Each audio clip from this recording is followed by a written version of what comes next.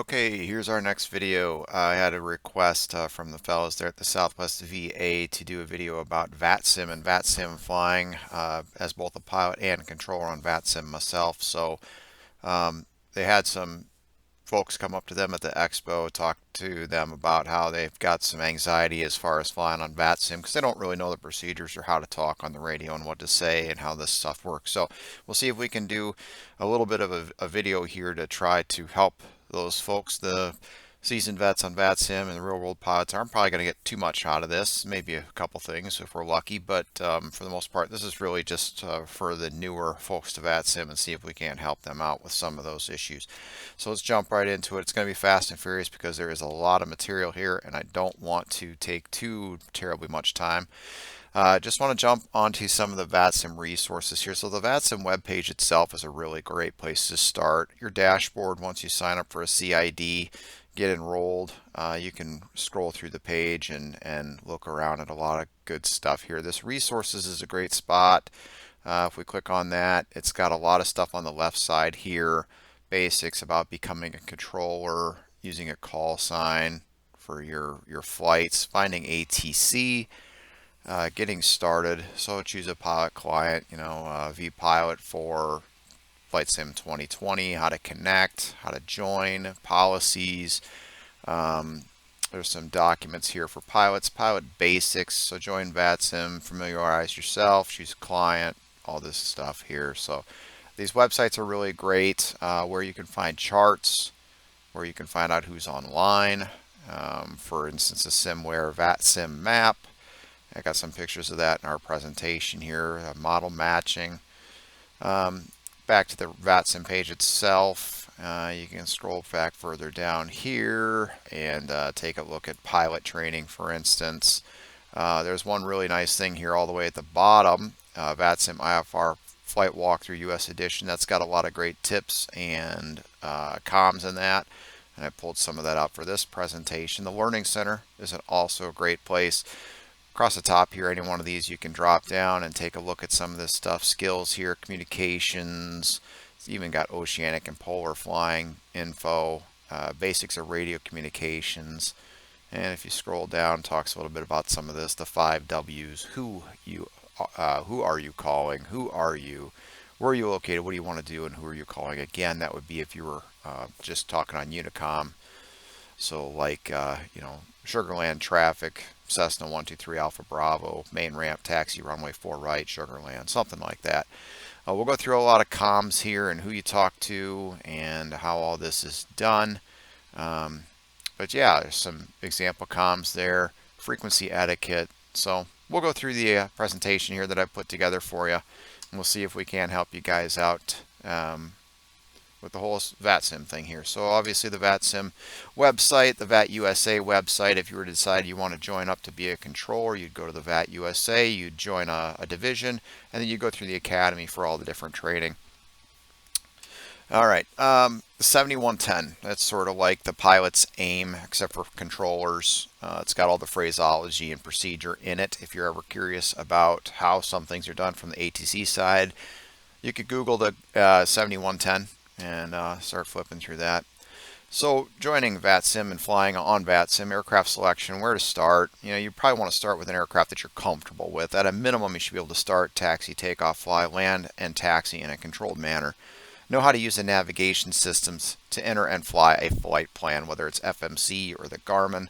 Be capable of navigating successfully from one airport to another. Be able to modify the flight plan in flight. So if they give you a direct to some fix, you should be able to do that.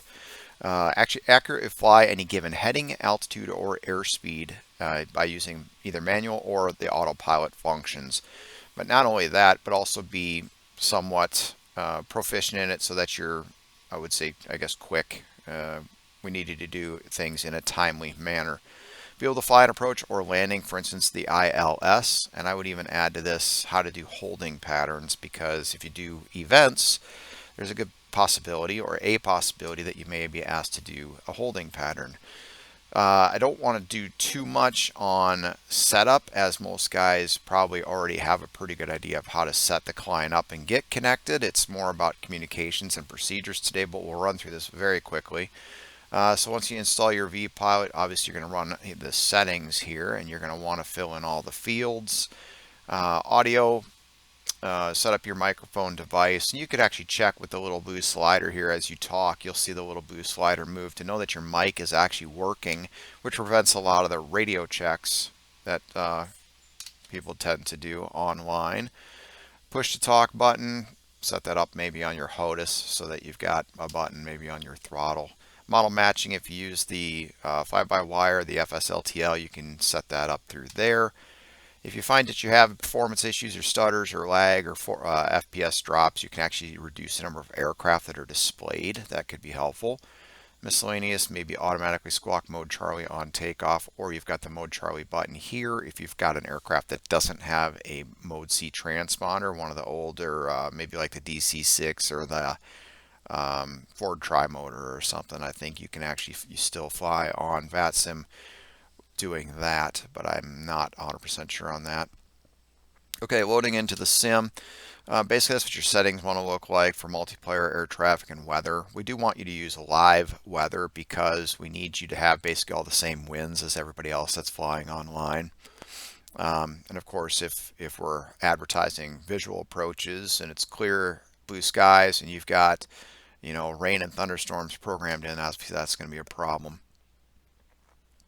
Okay, map.vatsim.net is a great resource to see all the live traffic. You can click the buttons at the bottom here for weather overlays, ATC overlays to see who's online and see where all the weather is at. So yeah, it's a good resource there. Okay, moving on, we dropped the weather overlay. What we do have here, though, instead is what we're just showing ATC. And so I was just trying to pick a place that I could pop into just to do a few things. So I dropped into LaGuardia there, and I went ahead and I planned a flight from LaGuardia to O'Hare. Since we do the Chicago RTAC, or I work in the Chicago RTAC for VATSIM, I wanted to really focus on Chicago, O'Hare, and Midway to try to get you guys up to speed on what we do there as well. Give you some standard operating procedures there. Okay, so LaGuardia. Now, a good client for charts obviously is going to be Navigraph. There's other options, but you definitely need a chart client of some sort because we use real-world charts as the controllers. So here, Southwest, we spawn in this pier here. So I'm going to go ahead and take a look and see who's actually online. Right now there's only 2 aircraft on the ground, so I can see that I can spawn into basically any one of these gates and I won't have a conflict. That's what I'm really looking at there. Gate 54 is where I'm going to spawn in. I click there, click fly. Now here's another discrepancy. So it says gate 54 there. The real world chart, that corner is actually gate 55. So again, you're going to want to have real world charts because that's what the controller is going to use. And so you want, when you call up, say that you're at spot 55, now here it's obviously not that big of a deal. You're the only guy over there and you're 1 gate away, but it just kind of to the fact that we use real world charts, and in game taxiways don't always match up either, so you're going to need charts. So you open up the client, you're going to click connect, you're going to put in your call sign, type code, click connect, and when you do, you're going to see obviously all these frequencies pop up on the left, so that's how you know who's online. Otherwise, you can look at the VATSIM map there and get an idea of who's online. So in this case, we've got New York Center is online. We've got New York Approach online. We've got LaGuardia Ground online, but we don't have LaGuardia Tower. We don't have LaGuardia Delivery. So we're going to get all our clearance information, taxi instructions through ground. Ground's going to hand us over to Unicom 122.8, and then once we're airborne, we can call New York Approach at some point on 128.12. ATIS is up 127.05. Very important. That's the first thing that you're going to want to do. Grab the ATIS before you call ground for clearance or, of course, push or taxi. Let's jump into flight planning a little bit. Just want to cover briefly NATO phonetic alphabet in case you didn't know what any of those codes were. And then aircraft equipment suffixes. The ones we commonly see is most guys are RVSM flying the 737s or the heavy jets. Most guys are GNSS and RNAV capable, so you're a slant Lima most of the time. That's a GNSS with transponder mode. Charlie's a slant Lima. If you were no GNSS, no RNAV, but you had a transponder with mode Charlie, like an older jet, maybe like an old DC-6 or something, I don't even know where you'd find that on Flight Sim, but there's older jets that maybe are slant whiskies, which would be basically VOR to VOR without RNAV or GPS. And then, of course, non-RVSM, maybe with DME and a transponder, maybe a slant alpha, like a 152 or something, or maybe a 152 no DME with transponder might be a slant uniform. And then, of course, like the Garmin equipped 172 or a Baron or something, you're non-RVSM, but you've got GPS. Transponder with Charlie, you're going to be a slant Golf. So just a little familiarization there with the equipment suffixes, and I'll show you that doesn't really matter, but I have seen people spawn in with a slant X-ray, and you call them up and you're like, can you just confirm that you're no DME and you do not have a transponder? And most of the time it's just that they don't understand. And so we can change that for you, but if we can prevent from having to do so, that's really great. And as I said, I'll show you something else about that here in a minute. Flight direction, basically east is odd, west is even. So if you're flying eastbound, you're going to want to fly at an odd altitude. So say flight level 350, flight level 370. Westbound is going to be an even altitude like 340 or 360. If you're VFR, you're going to be below 18,000 feet because that's class airspace above 18,000 feet. So VFR is going to follow the same east, odd, west, even restrictions plus 500 feet. So maybe 6,500, 8,500. A little bit about RVSM airspace, 1,000 foot of vertical separation between 290 and 410, and then we go to 2,000 foot above that, so you can see what those cruising altitudes look like for both east and west. All right, a little bit about SIDS, Standard Instrument Departures. I was told that we should go over a little bit about how to read SIDS and stars.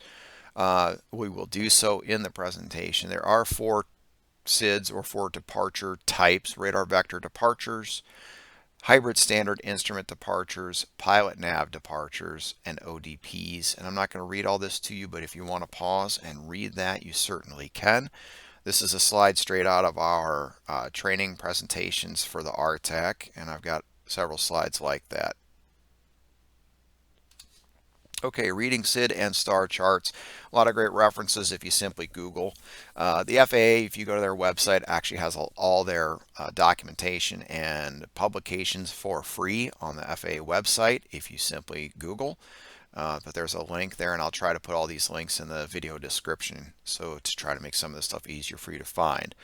SIDS explained, stars explained, SID star tutorials, a lot of great resources on YouTube, and I'll try to link those as well. SIDS and stars are basically to increase efficiency and decrease ATC workload. And it's also easier on the pilots too. You've got graphical representations of your arrival and departure procedures. And it's also got all the published airspeeds and altitudes. So an example of radar vectored SID, Midway 6 at Chicago is a great example, as would be O'Hare 7. If you fly out of Midway or O'Hare, you will always get the Midway 6 departure or the O'Hare 7 departure. And basically, it just means you're going to get a radar vector to the first fix. There's departure gates, and we're going to give you one of those gates with a vector. It's always going to be maintained 3,000 at Midway, always going to be climb via SID, which is going to be 5,000 at O'Hare. Pilot nav SID.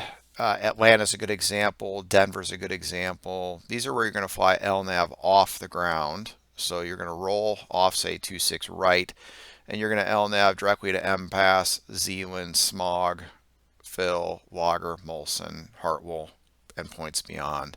A lot of times these you'll see climb via SID or climb via SID except maintain. And if they simply say climb via SID, you need to look at the chart and read and look for that top altitude, 10,000 feet, and you're going to fly that in VNAV. If you fly it in VNAV and there's any altitudes, like let's say Smog was at 5,000 feet and the top altitude's 10,000 feet out here, well, if you're in VNAV and you've got 10,000 feet in your MCP altitude window, but you're in VNAV, it will respect that altitude of 5,000 at Smog.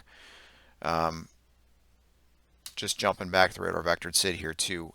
As I said, at Midway, it's always 3,000. O'Hare is always 5,000. Make sure you put that in your MCP altitude window. We get a lot of altitude busts, and that's not fun for anyone. Hybrid nav SID, great example is Milwaukee, the Acra 5. Basically, you're going to get a radar vector off the ground, and at some point, we're going to send you direct to a fix like Fonzie, and then it's going to be a climb via SID except maintain. In this case, 1-3000 is what we usually give. You can see Wennel at or above 11, KG at or above 13, Levens at or above 16, and you'll get handed off to either C90, which is Chicago approach, or Chicago Center, prior reaching KG at or above 13 here, and you'll get a higher altitude. But the idea is it starts with a vector to the first fix. So you're going to get a heading, and then eventually you'll get clear direct to a fix, where then you'll fly the rest of that RNAV portion in LNAV. Little Easter egg there, Fonzie. It was a Happy Days TV show back in the 70s, 80s, and the Fonz. Based in Milwaukee, the TV show. ODPs, basically they're set up for terrain or obstruction clearance. So oftentimes you'll see climb gradients or specific procedure where it's, fly this heading until this distance or cross this fix at or above this altitude, and it's all just for obstruction clearance. You can just read these route descriptions here.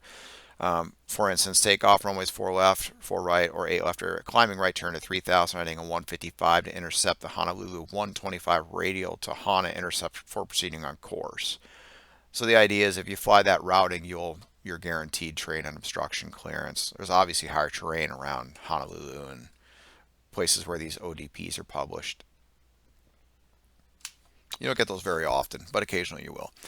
Okay, so SimBrief, if you use SimBrief, it's good to set up profiles for your aircraft. This is just where I set up a profile for my 737. I use this 268 WN Whiskey November because that's one of the standard setups in Flight Sim, just so I don't get confused when I've got an aircraft picking a profile for such and such aircraft, and then I'm loaded in with a different profile in the sim. To me, it's easier if you just match them up. You can set max passengers to 143 if you're using the VA mod files. Those aircraft, the 700s, already set up for 143 passengers as it is, so you'd want to match your profile to that. Default cost index of 40 down here. The NGs are 40. The max is 30. That question comes up a lot. The KO equipment and PBN capability, simply leave that alone. And if you do so and you use this profile, you don't have to worry about that equipment suffix. It'll automatically populate as a slant lima for you because of that. Okay, moving on. So we're going to create a flight through SimBrief. Do the drop down, grab your profile, aircraft. That'll just make things easier on you. Scroll down to the bottom, make sure everything that you have selected is what you want as far as departure, arrival, airport. It's going to automatically bring in a lot of data for you. Check the route. Once you like it all, generate the flight. It's going to, and then you can click view PDF. You'll get your SimBrief dispatch release. And then at some point here, you can go down to the bottom and pre-file on VATSIM. Or you can use LoveCars 5. You can do your timetable, select the leg that you want. Click Request Dispatch, get your dispatch through SimBrief, pre-file on VATSIM. You can even use the ToSim button to load the FMC. There's other videos for that in the SWA TV channel if you're looking for that information. Either way, click on pre-file on VATSIM. You're going to go to the same place as you would if you click the other button on the VATSIM page. It's going to take you to this page here where you can file your flight plan. Just check all the boxes, make sure you're satisfied with everything there. Voice rules, that's one that you can check, or we sometimes get text-only pilots, and if you're a text-only, you'd want to change that there. Click File Your Flight Plan, and once you file your flight plan, it's going to take you to, well, this is what we see. Just want to pull out a picture there, show you what we see on our client. So we get your flight plan, and we get a flight strip. So the flight plan on the top, this is just an example that I pulled randomly from one of our training files. This is an aircraft going from Midway to San Diego, alternating to Los Angeles. Clicked IFR here, cruising at 38,000 feet. So that's proper altitude for direction of flight. Remember, west is even. He's got the slant lima. These are all things that we just check before we actually give you a clearance. If you had a wrong altitude for direction of flight, we would ask you, hey, how about can you accept flight level 360, flight level 380 for proper direction of flight? Something like that, if you had filed flight level 370, let's say. PQ, pay attention to that. as we go forward here. Like as I said, the Midway 5, we always give a departure gate. So you're not going to necessarily know what those are, but we will assign that. If you were to say file just directly to Rattlesnake, we're not going to be able to give you that. We're going to give you a departure gate. So we're always checking for that. The squawk is going to be 6232, and then the flight strip down here is going to match up in all the different spots. So your type, call sign, type, squawk code, initial altitude, final altitude, of course the routing, and then this is the C is that you called in with ATIS Charlie. I sent you a PDC, and we're going to give you runway 31 center, some things that we mark. And of course, the slant V is that you're a voice pilot. Okay, if you use the SimBrief downloader, you can open that up, export selected formats. It will export those files. And then we'll take one quick look here again at our dispatch release. And the things that I really look at, obviously the route, your weights, zero fuel weight in particular, and your minimum planned fuel. 15,500 pounds in this case. And of course, your expected departure and landing runways. Okay, let's fly. So we jump into one more thing here, flightaware.com. I just wanted to show you that that's a great resource that you can use. It's the IFR route analyzer. I believe it's under flight tracking, and then it should be able to find IFR route analyzer. But you can put in any two airports, and SimBrief pulls the data from here, I do believe. And just so you see here, frequency 131 times in recent history, aircraft going from LaGuardia O'Hare were filed via COAT Q436 Emma, windy to arrival. Very rare that you get an actual departure SID out of LaGuardia. You'll oftentimes get the LaGuardia 6 departure, and we'll look at that. So into the sim, you can click request, flight plan request, as long as you did the SimBrief downloader, and you give it a few minutes there or a few seconds, and you'll be able to get the load prompt, load all that up. It does not automatically populate the departures and arrivals, so you're going to have to do that yourself.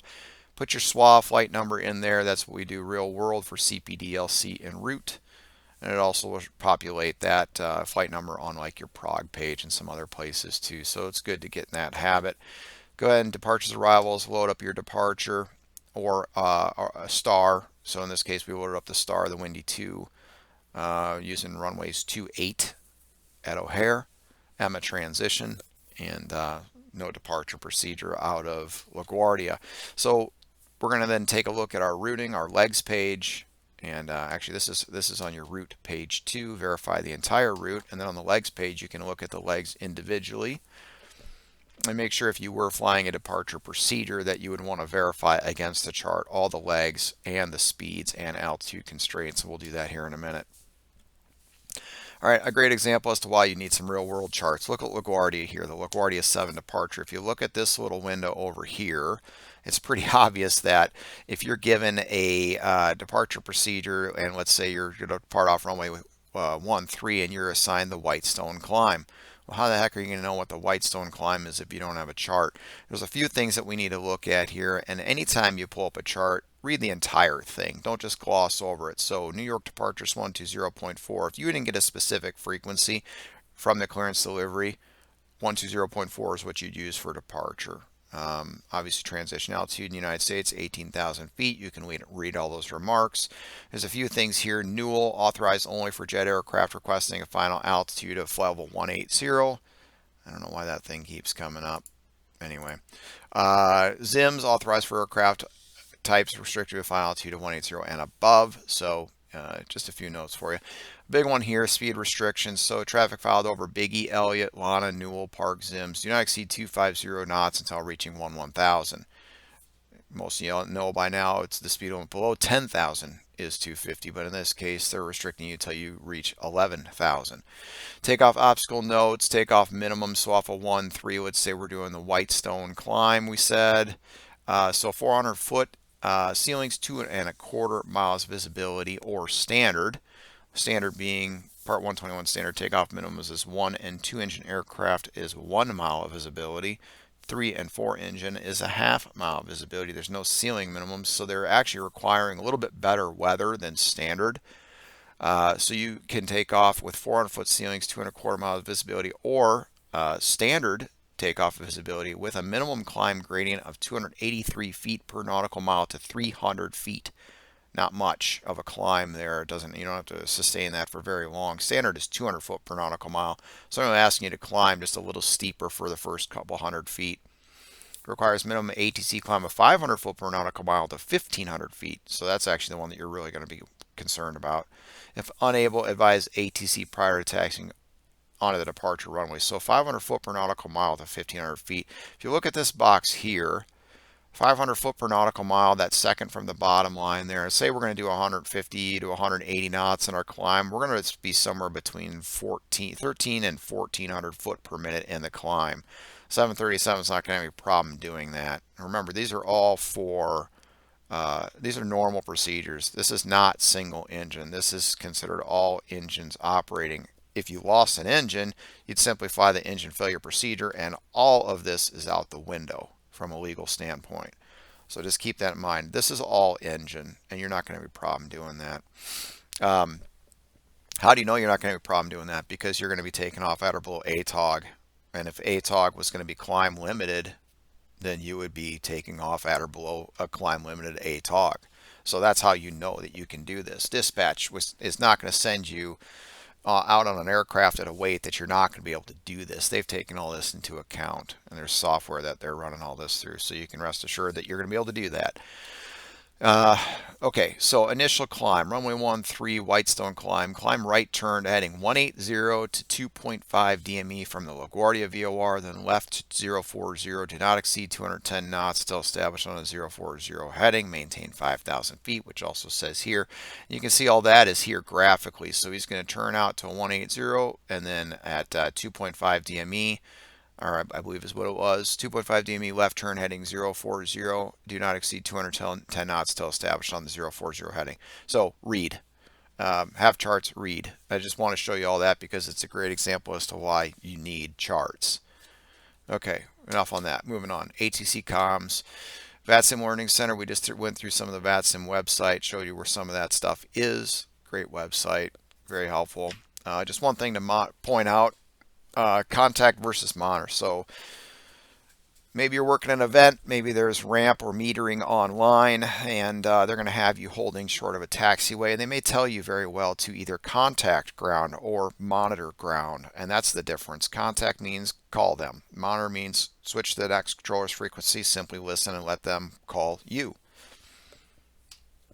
Description of aircraft type. Anytime, if you're flying a super or a heavy, please say so. So United 418 heavy, always append that to your call sign. In the en route or center environment, we don't care, but certainly with tower, ground, approach, departure. Communications flow. So basically, the reason I put this slide in, just the other day I was working top down center, and I had a fellow on the ground call me for a clearance when we had midway ground, midway tower, and approach departure online.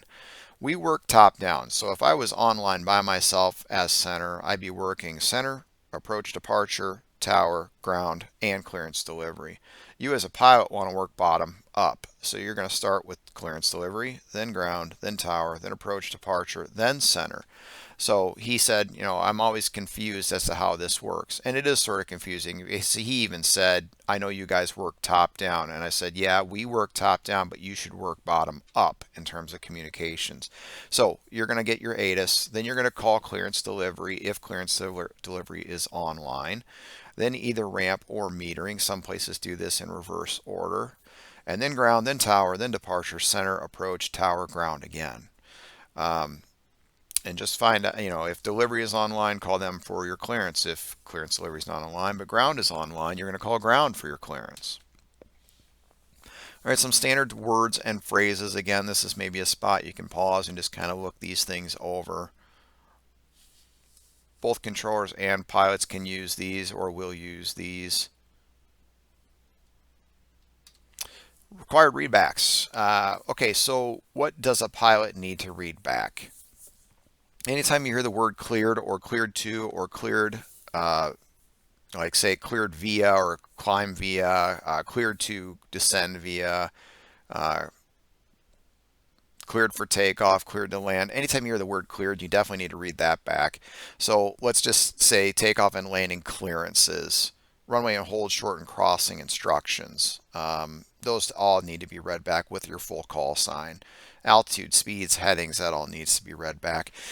For instance, if you're checking on, maybe you just flew from an area there was no one online into the center area, and you call us up and say, hey, we're at level 370, yada yada.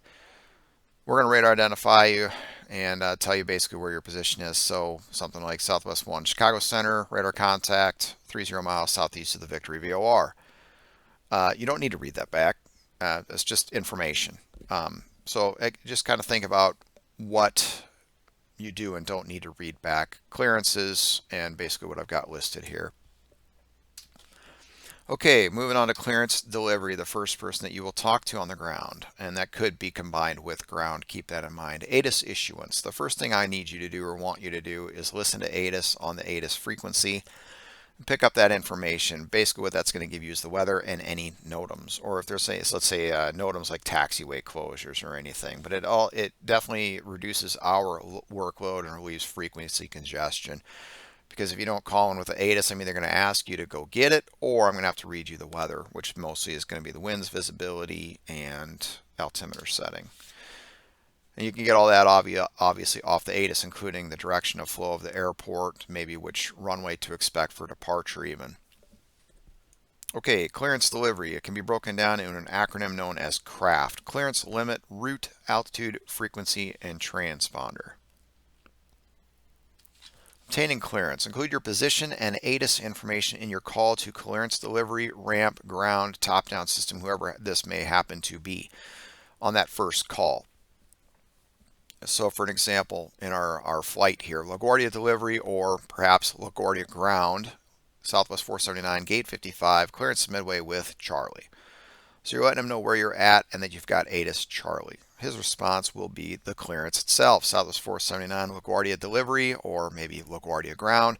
Cleared to Chicago Midway Airport via Goldman 8 departure, then is filed. Climb via SID. Expect level 360, 10 minutes after departure. Departure frequency 122.8, squawk 1144. And notice how we break all those numbers, whether it's altitude, speeds, headings, frequencies, squawk codes. We break those up into number form as opposed to your flight number that is in group form. So you're going to want to read those numbers back in the same way. Alternatively, we can request or maybe send a PDC, which reduces controller workload.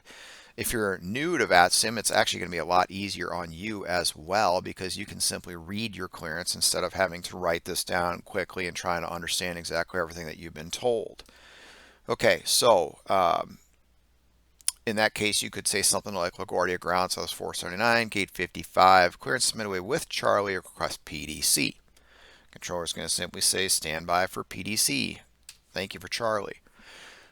So again, we're going to take a look at this real quick here. I just want to touch on a midway clearance and what that would sound like. As I said, you're always going to get the Midway 6 departure. It's always going to be 3000. So Southwest 218, Midway ground, cleared to Lindbergh International Airport via the Midway 6 departure. Radar vectors PQ then is filed. Maintain 3000. Expect level 380, 10 minutes after departure. Departure frequency 119.0, squawk 6242. Radar vector SID. So as I said, remember, you're always going to get a radar vector to that first gate, which in this case is PQ out to the west.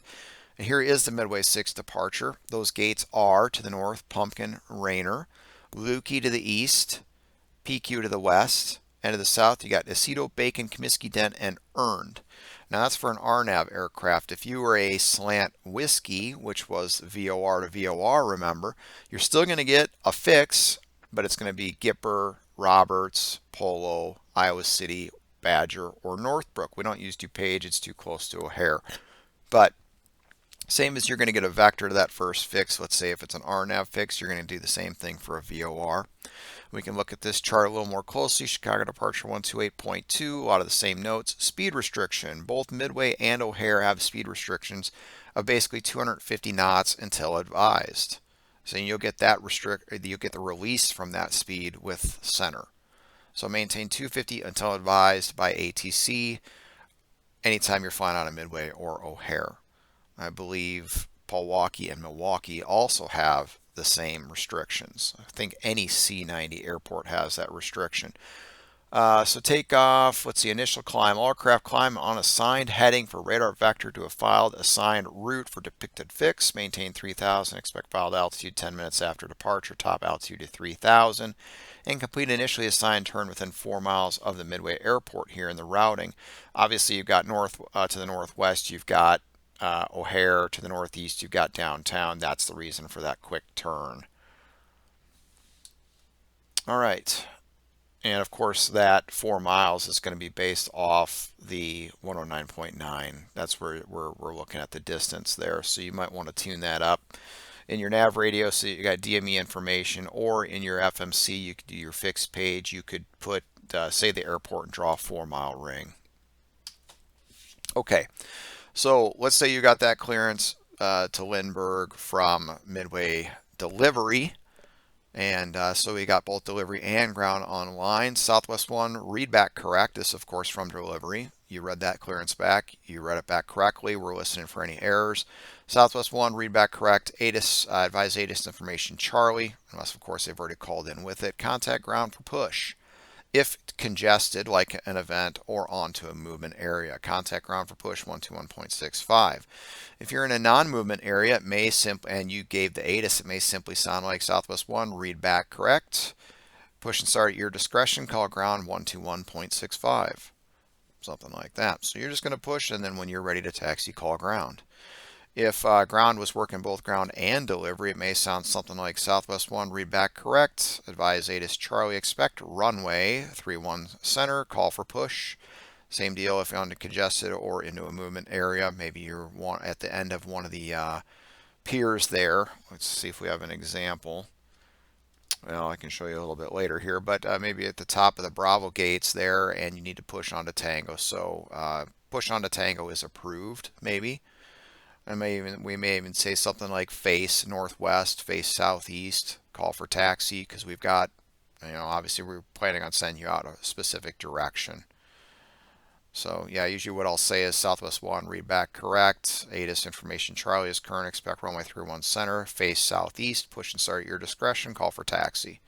Or push onto Tango's approved, call for taxi. It's a lot of information, but if you break it down, it's really not that much. Yeah. So the O'Hare 7 departure, we can look at this. A lot of the same information as the Midway 6. You got that speed restriction of 250. You can read down here and see all the different climb gradient information. Some of that is coming to Love Cars. Are going to get that plugged in. And again, your ground speed in knots versus the climb gradient and what that equates to with a vertical speed. This one's a little more complicated and a little more important because this is a climb via, even though it's a radar vector SID. You can see the two rings here, 5.5 miles and 8.5 miles off the Chicago VOR. We need you at or above 3,000, at or above 4,000. And it says that here, initial climb, radar vectors, first fix, expect flight level 10 minutes after departure. The top altitude is 5,000 feet. And that routing down here, it does say cross 5.5 arc off Chicago at or above 3,000, the 8.5 arc off of Chicago at or above 4,000. You could do the same thing. You could put GCO in your fixed page with a 5.5 ring and an 8.5 ring, and you'll just need to know that you'll be above 3,000 and 4,000 at those rings. If unable to comply, advise ATC as soon as possible prior to departure. We can get you some relief for that, but it's going to be for other traffic, basically. So oftentimes in your clearances here at Chicago, at O'Hare, we'll give you the cleared to such and such airport via the O'Hare 7 departure, radar vectors, mobile, let's say, climb via SID. Sometimes we'll say top altitude 5,000 because we know guys bust all the time, even though it's published right here on the chart, top altitude 5,000. Departure gates out of O'Hare are a little different than Midway. Remember, it was Aceto Bacon, Comiskey Den, Earn to the south. We had Lukey to the east, and we had PQ to the west. We had Pumpkin and Rainer to the north. O'Hare eliminates Lukey, but it adds E-Bake, Duffy, Mobile, Mikey, Nooney, Olin, PQ to the west. and the rest of those stay the same. The VORs are pretty much still the same. Now you can also see there's a little difference in the departure frequencies. If you're going over Pumpkin, Rain, or eBake, Duffy, Mobile, you're going to be on 125.0 for departure. To the west and the south, you're going to be on 126.625, but we'll usually just have one departure frequency online as opposed to multiples. Just listen in your clearance. And of course, if departure or center is offline, departure would then be 122.8. So on a higher clearance, what's that sound like? United 1 Heavy cleared to Denver International Airport via O'Hare 7 departure, radar vectors Olin, then is filed, climb via SID, departure frequency 119.0, squawk tree 107. Readback as delivery only at O'Hare. Readback correct is ATIS information Charlie is current, contact ground for push, or contact ground for taxi on that ground frequency 121.9. If ground and delivery is combined, it may sound something like readback correct. Expect runway 10 left at Delta Delta, call for push, or simply expect 10 left for departure, push and start your discretion, face south, call for taxi. Again, just listen up. Okay, so here's an example. Now we're back at LaGuardia, and this is an example of a PDC, and you can see exactly what we got here in our PDC. And all you got to do is read it. So, here we're Southwest 2734. We're going to go to O'Hare, squawk 1144, final altitude 360. Goldman 8, code Q46, 436 Emma windy. So he actually added the Goldman 8 departure of 122.8. Remember, there was no tower online. Altitude restriction, climb via SID, top altitude 5,000. Goldman 8 departure, you can read the rest here. Plan runway 13 for departure, contact ground on 121.7 for taxi with assigned SID, squawk code, and current ATIS code only. So you don't have to read this back. It says do not reply to this message. You don't have to reply to the PDC or tell him that you got it.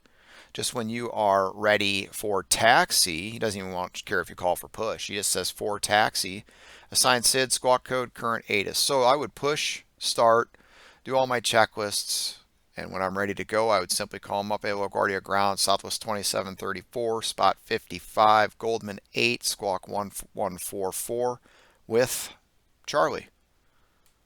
So basically just exactly as he's asked you to do here. All right, so let's reprogram the box. Departures, arrivals, departure. We'll add the Goldman 8 off 13, and then we can look at the Goldman 8 departure and read everything there. I'm not going to read everything to you because we kind of already did that once, but what I do want you to do is take a look at the actual routing. You can look at the initial climb and the routing and see Kiwi max a speed 220 at or above 2,500. Vobaz max 220 at or above 4,500, Goldman, and then a 335 heading. And what you need to do then is go to your legs page and make sure that that all matches. Because you do have some altitude restrictions and it did say climb via, you can actually fly this in LNAV and VNAV. We'll get to that. So we'll request takeoff performance. We can do our 2sim function using Lovecars 5. Again, we have a video on that already. Or if you're not doing that, you can simply do a request if you're using Sim, whatever that program's called, to export that data. Request and load your perf data once everything is loaded up. One thing you can do, we did a video on this as well in VNAV. Takeoff. If you're taking off in VNAV, you can do the L2, L3 method there. And what this basically is if you were to do init ref and then perf and then approach and look at your flaps 30 speed and then add 70 knots to that, you would come up with 203. So basically 203 is going to be your up bug. So if you can put in 203/3020, which is 3000 AGL, LaGuardia is 20 feet. So 3020, and then in the L2 here, you're going to put 250. And what's going to happen there is you're going to take off in VNAV. Once you clear the ground, the speed bug's going to jump to the up bug of 203. You're going to it's going to keep the up bug of 203 knots until you reach 3020 feet. Then it's going to automatically jump to 250. So in this case, maybe if you're restricted to 250 below 11, as opposed to speed bug jumping to your normal climb speed, which may be 280, 290, 300, it'll stay at 250 until you push econ and execute. We did a video on that. I don't want to get into too much more detail. It takes too much time, but there is a video for that in case you want to watch. But it's a great method to not exceed 250 knots until advised, which is exactly what the Midway 6 and O'Hare 7 departures are as well. Once everything is set up, your performance planning is all done. Of course, you set your headings, your speed, your V2 speed. You can now arm LNAV and VNAV with 5,000 in the window because the Goldman 8 was a climb via to 5,000. And then double check the FMA. This is rumor, this is fact. So make sure that you've got LNAV and VNAV in the FMA down here as well. Okay, also set your departure frequency, which is in this case is going to be Unicom 122.8. If tower was online, of course I'd put that there. And make sure you got the right squawk code in a normal mode, which in the 7.3 is TARA. Some general tips: don't rush, don't be in a hurry, take your time. Best to do things on the ground as opposed to trying to fix things off the gate or in the air. All your pre-flight operations should be complete, including checklists, all your bags, cargo, fuels loaded, doors closed, APUs running, jet bridge disconnected, pushback truck is connected and ready to go. Then you're ready for push. Role of metering ramp or ground control is also going to be to stage aircraft so as to not overwhelm the downline controllers, so tower controllers, departure controllers, center controllers. Oftentimes during events you'll get things called miles and trail or MIT for this purpose, so please be patient if you're on an event. Quickly about non-towered field operations. So anytime you take off at an airport IFR that does not have an operating control tower, you're going to have to do something what's called the one in, one out rule. And basically what that means is I cannot have an IFR operation in and out at the same time. Once I've released an aircraft for departure on an IFR flight plan, I've essentially closed to the airport to other aircraft. Now, obviously, if there's VFR aircraft, they can do whatever they want, and that would not apply to them. This is just between two IFR aircraft. I want to touch on this. So if you're going to depart from a non-towered airport, and there's lots of them, IFR, and you're going to get your clearance on the ground, it would sound something like November 123 Alpha Bravo, cleared from the West Bend Airport to the Milwaukee International Airport as filed, maintain 3,000. Expect 7,000 minutes after departure. Departure frequency 118.0, squawk tree 121, hold for release. Hold for release basically means do not depart IFR until you get a release for departure. So this aircraft would read that clearance back. At that point, I would say read back correct, taxi to the runway of your choice, hold short, call number 1, ready for departure. Change to advisory frequency is approved, and that's basically going to tell him go over to Unicom 122.8, taxi out, make all your standard calls, hold short of that runway. When you're there, you're ready to go, call me back. So in this case, 123 Alpha Bravo is going to call me back. He's going to say, hey, we're holding short, runway, whatever, we're ready to go. And the example release for that would be, I should have put 123 Alpha Bravo released for departure. Those are the words you need to hear. Released for departure at 0100 Zulu. Clearance void if not off by 0120 Zulu. If not off by 01200, advise Milwaukee approach not later than 0130 Zulu of intentions. Time now 0055. Or maybe it would even be 0100. The idea here is I've released the aircraft for departure at this time, which is in 5 minutes. And his clearance is void if he's not off within 20 minutes. So what did I do? I basically closed the airport to any other IFR arrivals or departures for 20 minutes. So if another aircraft was inbound and said he wanted to land their IFR, I'd have to probably put him in a holding pattern until this guy was either airborne or canceled his IFR. Just know that that's what all that sounds like. You'll get a hold for release, and then you'll have to call and get a release for departure. Doesn't stop you from taking off VFR and getting your IFR in the air. We call that a pop-up IFR. That's perfectly fine. Arrivals would be much of the same. Once I clear you for an approach, I can't clear another aircraft to depart or another aircraft for an approach until you've canceled your IFR.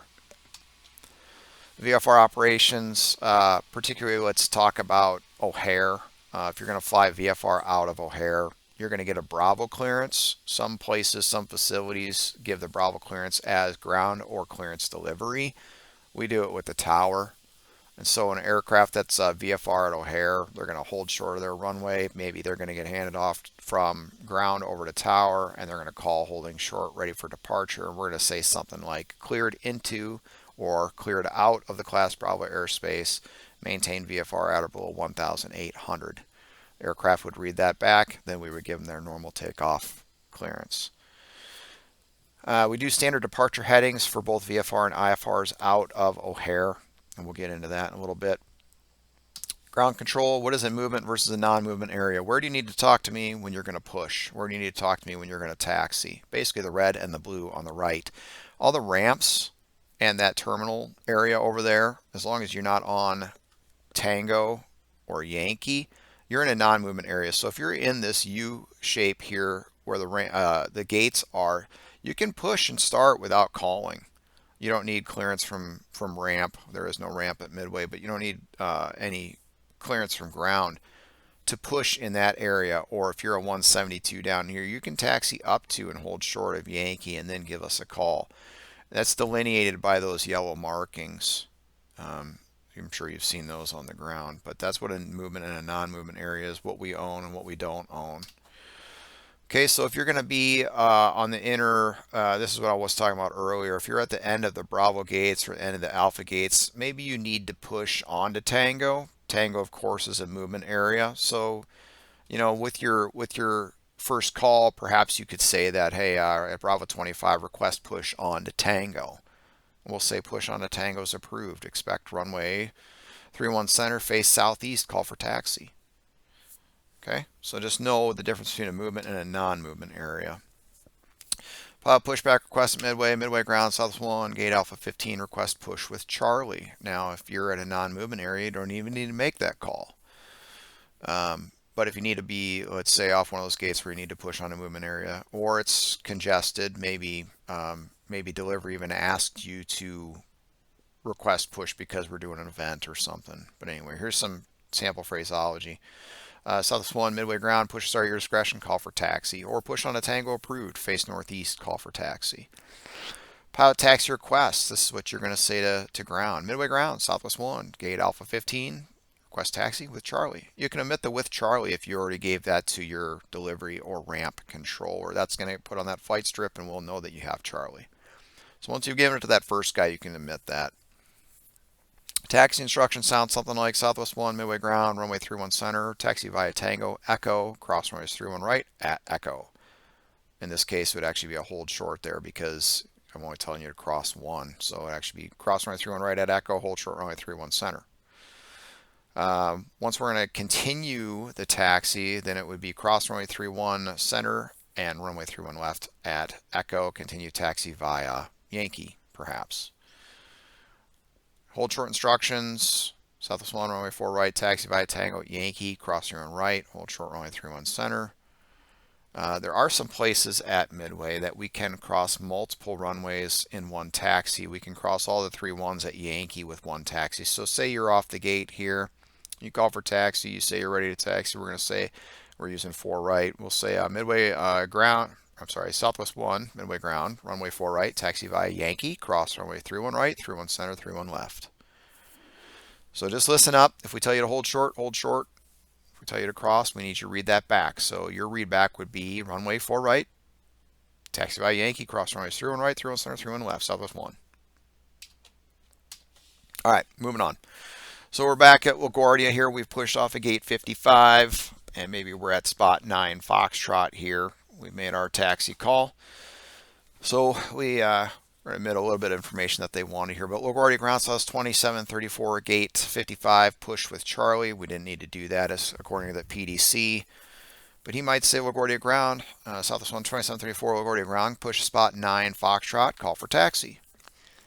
So once you're at 9 Foxtrot, you can call for taxi. LaGuardia ground, Southwest 2734, spot 9 Foxtrot, taxi with Charlie. You can omit that again because you actually gave it to him in the push call. Again, we only need it one time. Southwest 2734, LaGuardia ground, runway 13, taxi via taxi lane 9er, Alpha, Golf, Papa, cross runway 4 at Golf. Read that back in full, all those taxi crossing instructions. So runway 13, taxi lane 9er, Alpha Golf, Papa Cross, runway 4 at Golf, Southwest 2734. So then this is what that's going to look like. You're going to taxi up taxi lane 9 onto Alpha. You're going to cross runway 4 at Golf. Watch out for these red circles. Those are hot spots. So obviously it's a spot that needs attention, extra careful attention. Some incidents there where they decided, hey, we need to highlight this so pilots are extra vigilant in those areas. It's obviously a little bit of a spider web right there, so you got to be real careful. All right, taxi tips. Take a moment to look at the chart, orient yourself before you start the taxi. Establish exactly where you are, where you need to go before you release the parking brake. Try to plan so that any remaining checks or pre-takeoff procedures can be completed once clear of any congested ramps or complex taxi instructions, for instance, once on a long straightaway taxi.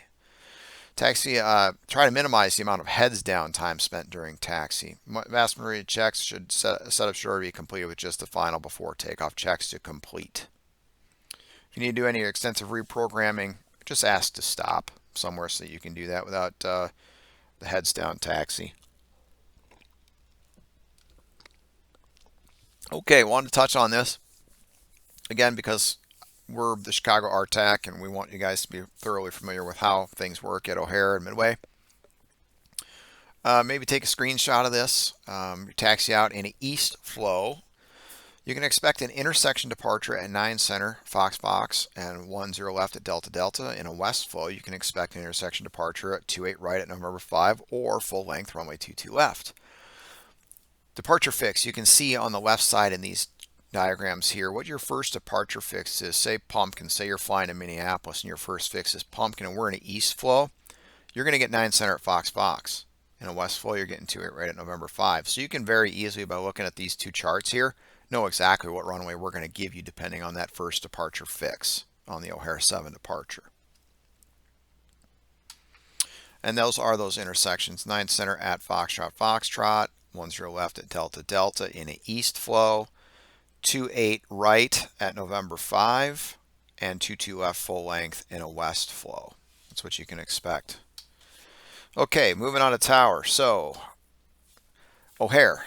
Just want to show you that we do standard departure headings off of O'Hare. So for instance, in a west flow, off 28 right, November 5, if you're going to PQ, you can expect heading at 250. That's what this is showing you. East flow, if you're going off a 9 center at Foxtrot Foxtrot, you're going over Mikey, you can expect the tower to tell you to turn left heading 320 with the takeoff clearance. So these are our standard departure headings at O'Hare. We have the same thing at Midway. Our primary runway is 4 right, 31 center, or 22 left. Very rarely do we use 13 center, but we do if the winds dictate. And those are the standard departure headings for those runways over those certain fixes.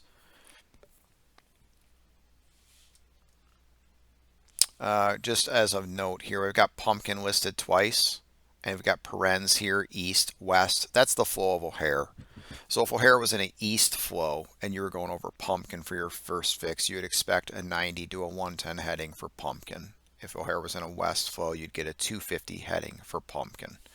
Otherwise, it would just be a 250 for PQ, just a 90 to 110 for Lukey, and a 130 heading for Aceto, Bacon, Comiskey, Dent, or Earned. And of course, you can apply that to the different pictures for the different configs as well. Okay, approaching the holding point.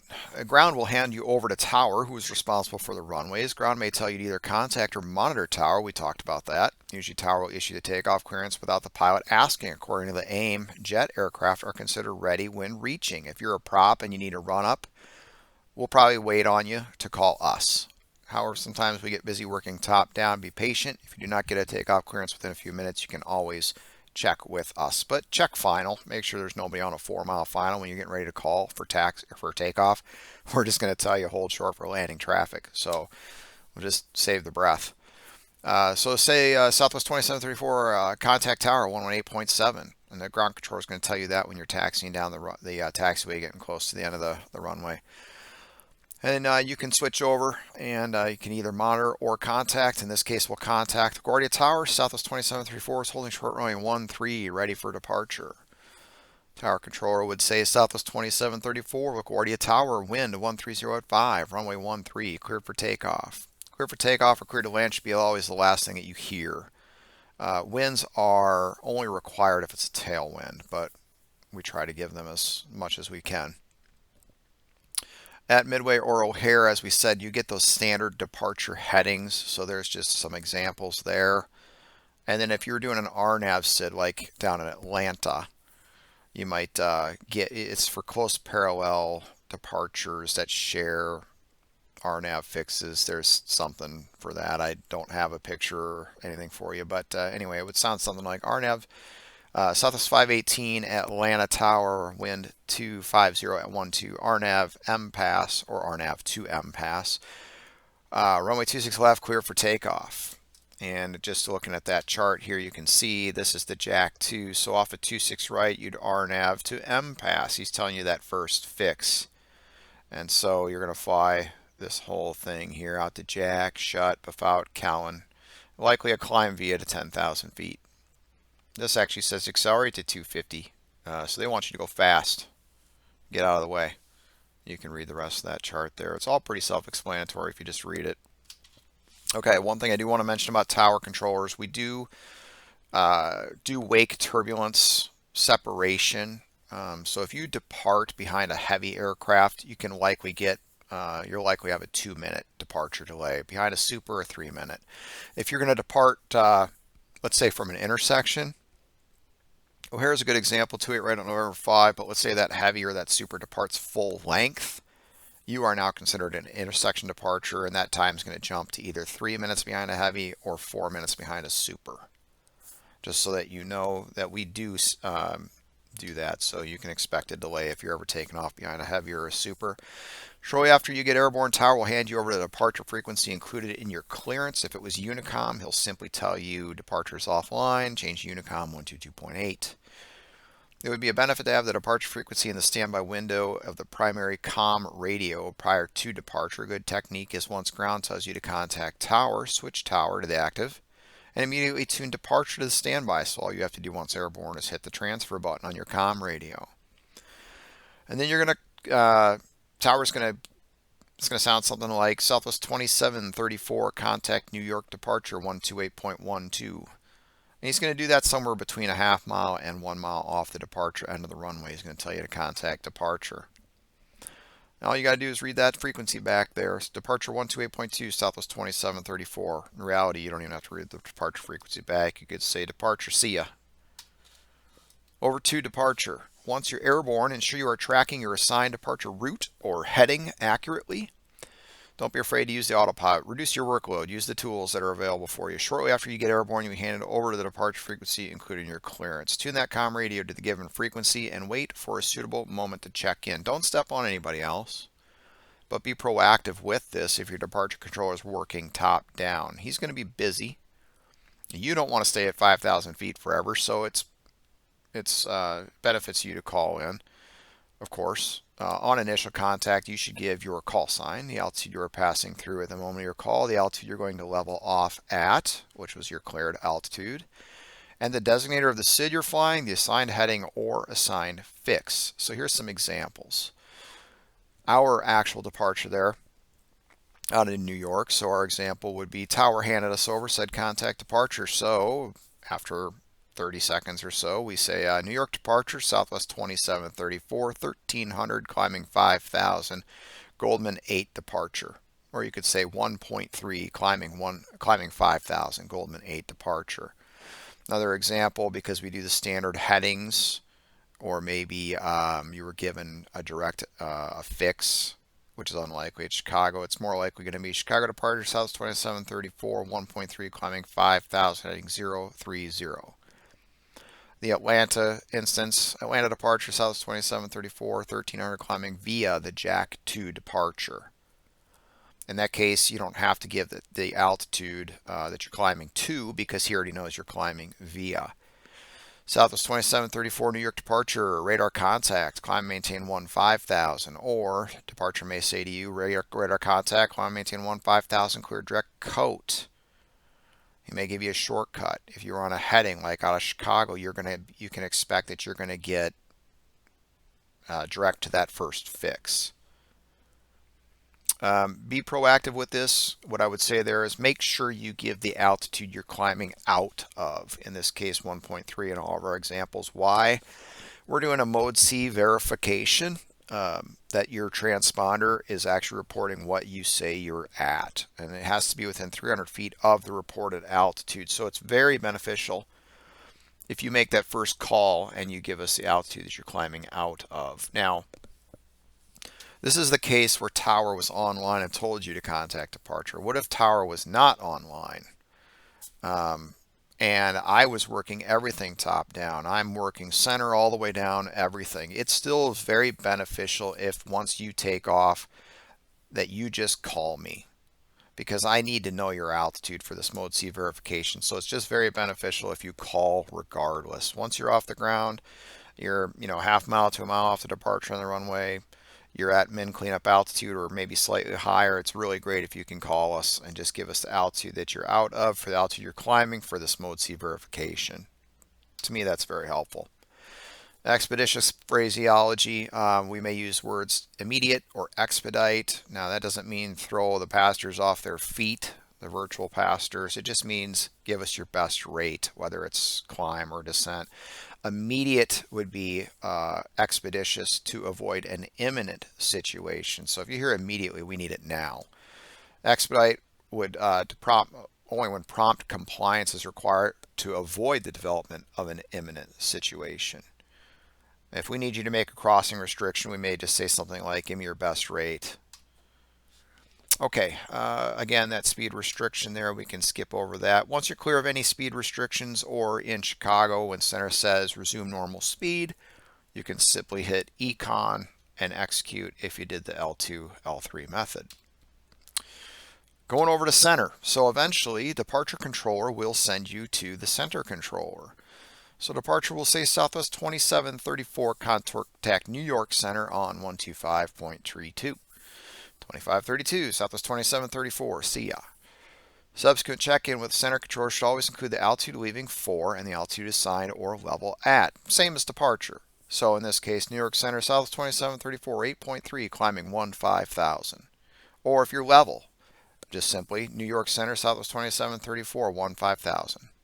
Or level 15,000. And his response will be Southwest 2734 New York Center, climb and maintain level 380. He may level you at 230 because the altitude that is split between the low and high center sectors is 240. So the low controller may climb you to 230, high sector owns 240 and above. He may level you at 230. You may contact another center. So maybe in this case, one center tells you to contact another, and then that second center is going to climb you higher. There is a split if you're doing a high and a low. Level 380, Southwest 2734. Remember, required readbacks, headings, altitudes, airspeeds, other clearances. So level 380, Southwest 2734. Make sure you always include your call sign anytime you're reading back a clearance. Well, so you can relax a little bit at cruise. It is very important that you keep listening frequency of your call sign in case controller needs to contact you. Southwest 2734, contact Cleveland Center 127.85. He's transferring you to the next center controller. You're crossing the boundary. So the Cleveland Center is not going to be very happy with you if you're not paying attention. Cleveland Center 2785, Southwest 2734. Your check-in, remember the altitude. Cleveland Center, Southwest 2734, level 380. Keep in mind, flight levels start at level 180 and above. It's not flight level 4,000 when you check on after departure, or flight level 3.5 climbing 5,000. That's just 3.5 or 3,500 climbing 5,000. If you need to step away from the radio, please advise. Let us know when you're back. All right, use time of cruise to prepare for your arrival. Get the destination weather, ideally ATIS as early as possible. Do all your your planning in terms of loading up the stars, loading up approaches, get notes of the weather there, particularly winds, visibility, cloud ceiling, altimeter. Make sure the FMS is programmed correctly for the anticipated arrival. Think about how you will fly the approach.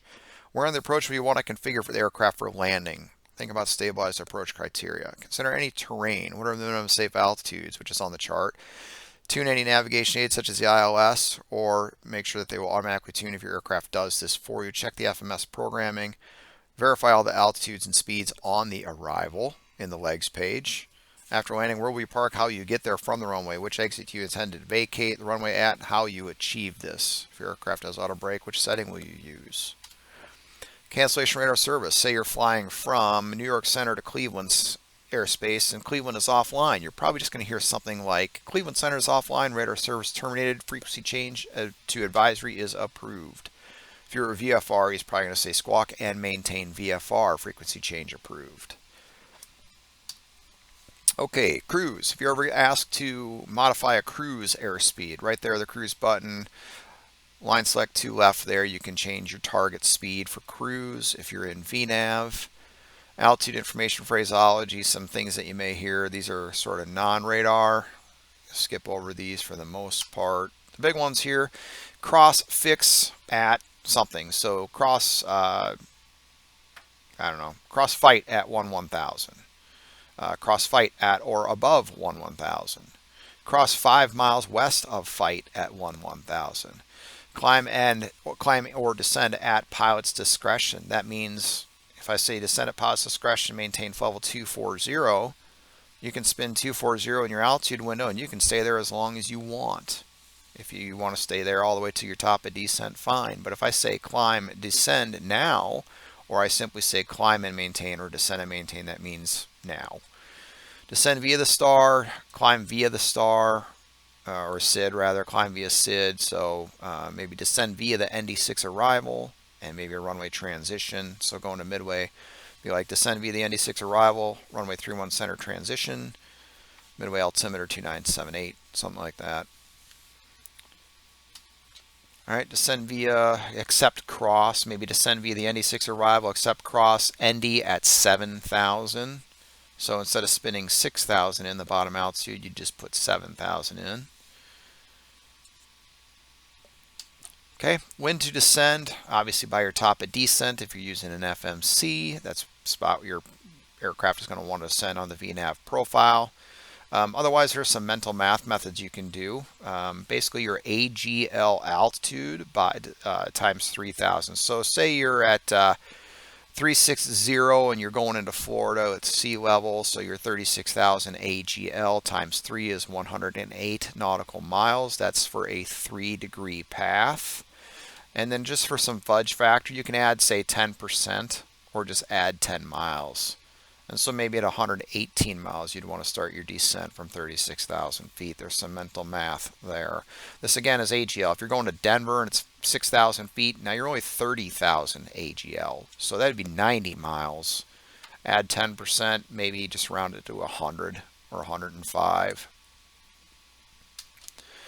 Also, there is a general speed limit of 250 below 10. Don't ever forget about that. ATC instructions, controllers generally know approximately when your aircraft need to start sending on particular routes, but if you're approaching calculated top of descent, you've not had a clearance to descend, simply ask controller for a descent. We don't need to hear about that 50 miles from your top of descent, but when you're within 5 or 10 and we haven't talked to you, maybe we're just busy, you can just ping us. Chicago Center, Southwest 2734, requesting descent. And if we don't know exactly what to do with you just yet, we'll probably just give you a descent at pilot's discretion, maintain level 230. And you read that back. Level 230, Southwest 2734. Your descent page, if you hit descent, cost index will give you this speed here, 284. You can always bump that up to a higher airspeed if you want with just a slash, let's say 300. If you're at the top of descent or you're high on profile, you can always increase that speed. It'll pitch the nose of the aircraft over steeper. So, higher airspeeds in descents, a steeper angle with an idle descent. So that can help you get down. Obviously, speed brakes or speed intervention, open the window, increase the speed. Obviously, if you have a speed restriction, you really can only use the speed brakes. Here I think is a handy little tip. So for instance, I threw in a flight plan from Dallas to Midland, Texas. Midland doesn't have any arrivals, doesn't have any stars. So how can you do descent planning going into a place that doesn't have any crossing restrictions like a star? Well, what you can do is do the mental math methods, or in this case what I did is I took Midland, I line selected here, got it to the scratch pad, did a slash -35, put it on top of Midland, and that gave me a fix 35 miles from Midland, and then I put 10,000 feet here at that fix. What does that do? 35 miles from Midland, I'm going to be at 10,000 feet is what I'm telling the VNav that I want. And why? Because 3-degree path, which in reality would be exactly 30 miles at 10,000 feet, would give me a 3-degree path from that point to the airport, which would be essentially an idle descent to Midland at that point. And I simply added 5 miles for a little bit of a fudge factor. So it's something you can do. Stars, okay, just like SIDS, just for efficiency. RNAV stars are the most common. There's profiled and non-profiled stars, and I'll show you what those both look like. An example of a profiled is the ND into Midway, and it might sound something like descend via the ND6 arrival, runway 22 left, transition, Midway altimeter 299 or 6.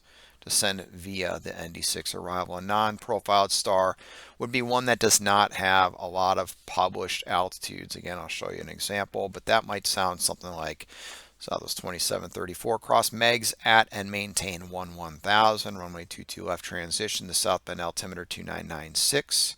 The reason we give you a transition is because there's a branch point on that star, and you'll see that here momentarily. What if I was given a descend via and then later told to descend and maintain? Well, the altitudes on the star are now no longer required or valid. We're now just expecting you to descend and maintain that altitude. However, if you were descending via a star with published speed restrictions, the speed restrictions are still in effect unless the controller explicitly cancels or amends the speed restrictions. If we vector you off a descend via, we need to give you an altitude as well. And of course, the speeds wouldn't apply because you wouldn't be going towards that fix in the first place. But if we turn you back towards it and tell you to resume, then yes, they would.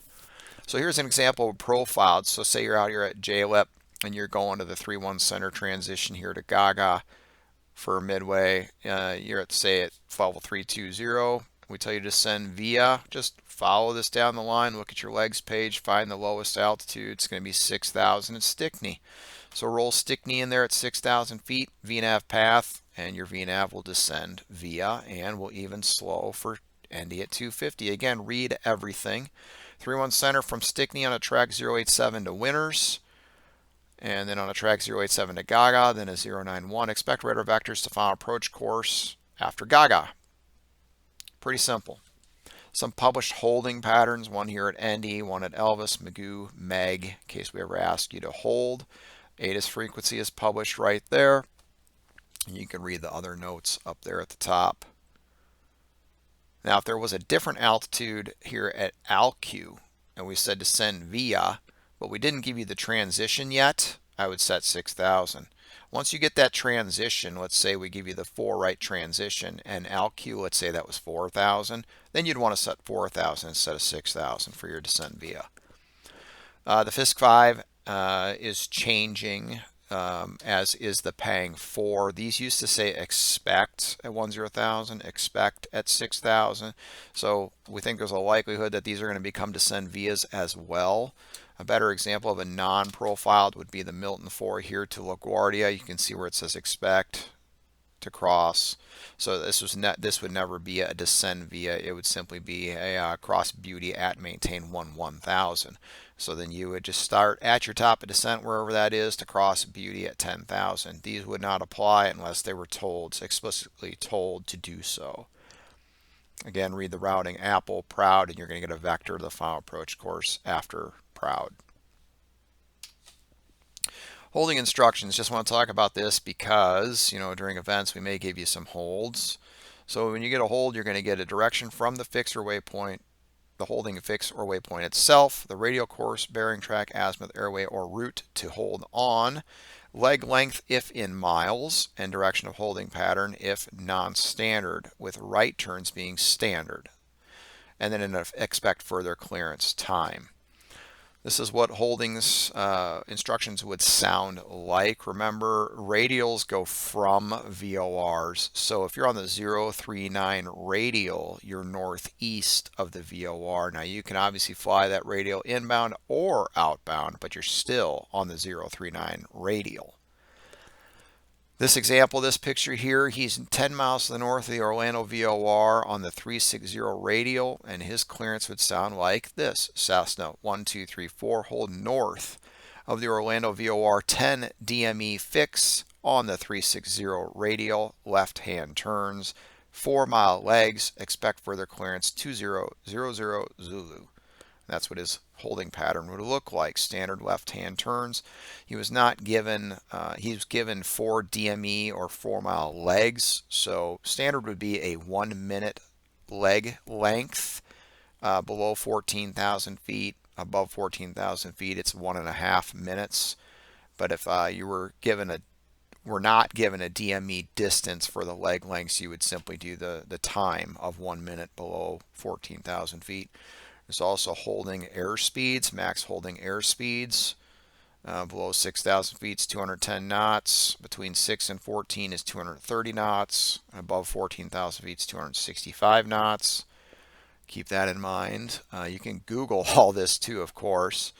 Another example over here, Cessna 1234 holds south of the Orlando VOR 10 DME fix on the 360 radial. Make right-hand turns, 4-mile legs, expect further clearance 2100 Zulu. Of course, you can read the rest of that there.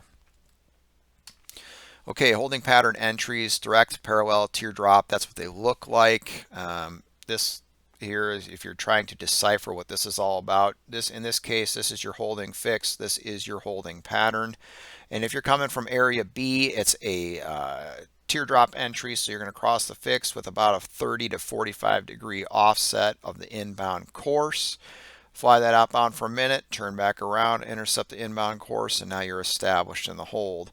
From area A, it would be a what we call a parallel entry, where you would parallel the inbound course on the reciprocal heading for 1 minute, flip it around, about a 30 to 45 degree intercept in this direction here, and fly inbound and established. And then from area C, here is a direct entry, and that's what those all kind of look like there. Issuing holding instructions, a couple of examples. So we're going to tell you you are cleared to the fix to hold at. That's in your new clearance limit as opposed to airport. You are not cleared any further than the clearance limit. So in this case, American 113 cleared to Ocala VORTAC. Hold north on the 360 radial. Expect further clearance 1020 Zulu. There was no anything about turns, nothing about left turns, nothing about leg lengths, so you're expected to make right-hand turns 1 minute legs. What's even better is we tell you to do a published hold. That makes everyone's life easier. A lot of stars have published holds, so we'll simply tell you cleared to fix, hold whatever direction as published, maintain altitude, expect further clearance. So a case might be Southwest 113 cleared to Haley, hold southeast of Haley as published. Maintain 6,000, expect further clearance 0100 Zulu. So just look at the chart and program it as exactly as it's pictured in your FMC.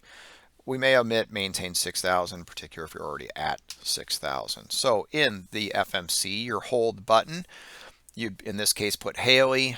You'd want to put in, what was our clearance here? Southeast of Haley is published. I'd have to look at the chart, but you'd have to put in the inbound or the radial with the inbound course. If you put 1 in, you could just jump down here because this will auto-populate based on the reciprocal that you put in down here. So, and then /R or /L for the left or right hand turns. And then if you're going to do distance, say maybe 5.0 legs, just pop that in here. Execute it. It'll draw it on your MFD and you can verify all of that. This exact hold, I don't know where I got this picture from, but the DuPage west on the 248 radial right-hand turns would look like this. So there's a DuPage VOR, here's the 248 radial. Remember, radials always go from VORs. So you're going to hold on the 248 southwest of DuPage. So you're going to fly 68 heading inbound, cross the VOR, turn outbound for 1 minute, back in, 1 minute, and continue. Okay, exiting holds, you'll be cleared to, this center or approach would then say Delta 773 cleared to O'Hare Airport via last cleared routing. That's usually what you'll hear, or cleared to O'Hare Airport via direct whatever fix to rejoin the whatever arrival, or cleared to O'Hare, resume the whatever arrival. or cleared to midway, resume the ND6 arrival. All right, handoff to approach. So once center has descended the jurisdiction of approach control, they're going to hand you off to the approach controller, and it would sound something like Southwest 2734, contact Chicago approach 119.0. Just read that back. Approach 190 Southwest 2734. So then check in. You're going to make sure you've got the ATIS at this point. You're going to want to include that letter in your initial call. So Chicago approach, South 2734, Level 230 descending via the ND6 arrival with India. Or if you're going to O'Hare, Chicago approach, South 2734, 16,000 across fire at 9,000 with Delta. And of course, center would have told you to do this. Center would have told you to descend via the ND6, or center would have told you to cross fire at 9,000. Approach control will assign your approach and runway. Center does not do that. Approach does. Now, center might give you an idea. You know, O'Hare's landing east, O'Hare's landing west, whatever. But the actual approach and runway assignment will come from approach control. Once you call them, they're going to respond. Southwest 2724, Chicago approach. Expect the Alex runway 28 center. The O'Hare altimeter 2982. Okay, we already talked about that. Approach. Okay, just a couple quick things about airspace. The Bravo in particular, you can read the rest. VFR must have an entry clearance or an exit clearance into the Bravo. So if you're going to fly VFR, just make sure you remain clear of the Bravo unless specifically cleared into the Bravo. And all aircraft flying underneath the class Bravo, the maximum speed limit is 200 knots. You can do a little bit of Google and research on your own for U.S. airspace at a glance. VFR cloud clearance requirements, two-way radio communications, entry requirements, all that good stuff. SkyVector is great for charts en route, low en route chart. It's got some published holds on it. A lot of information there. I don't want to spend too much time on this. Sectional chart, Chicago terminal area chart, which is great for the VFR guys. You can see exactly where the airspace is. If you're going to fly out of Schaumburg here, the Bravo goes down to 1,900 feet. So you're going to do your pattern, whatever you're doing at Schaumburg, at or below 1899, just so that you're not in the Bravo. And then, of course, there's the Chicago fly chart here. It's got some different VFR routing, some preferred routing that may follow these interstates. Let's say you're coming from the southwest and you're going to go to Milwaukee. So at or below 2,500 feet here, following the interstate at the interchange, you'd fly basically direct to the Northbrook VOR and then direct to the airport from there. Just a lot of good resources is all I'm trying to show you. Approach separation standards, how we handle you guys and how we separate you on the network. Another diagram there, how we separate IFR to IFR or VFR to IFR in the different airspace classes. Again, you can pause if you want to look at any of this stuff a little bit longer. Our client and what we see, this is O'Hare in the center, midway down here to the southeast. Milwaukee right here. DuPage, Aurora, Gary, and you can see what we see on you, your call sign, your first fix that you're going to as a departure, your aircraft type. Here it shows what airport they're going to, what aircraft type, and that'll flash between their airspeeds and altitudes. VFR separation or visual separation. If I can get you to maintain visual separation with another aircraft, if you'll report him in sight, that can be very helpful for us. We can tell you to maintain visual separation. If you can get the airport in sight or the preceding aircraft in sight, we'll even clear you for a visual approach. It can be very handy for us. ILS precision approach with the localizer glide slope marker beacons approach lights. A couple of YouTube videos about how the ILS works and how to fly an ILS approach. Too much time. I don't have enough time here to tell you how to fly the airplane. I'm just trying to focus on the ATC side of things here. Localizer approach, localizer back course approach without the glide slope. You can look into those and how those work as well. Reading approach charts, couple links, couple good YouTube videos. Again, I'll try to link this stuff in the description. Reading approach charts, you got the pilot briefing, procedures notes, plan view, profile view, minimum section, and what those charts look like. And again, it's kind of like a book, top, bottom, left to right. All your frequencies across the top.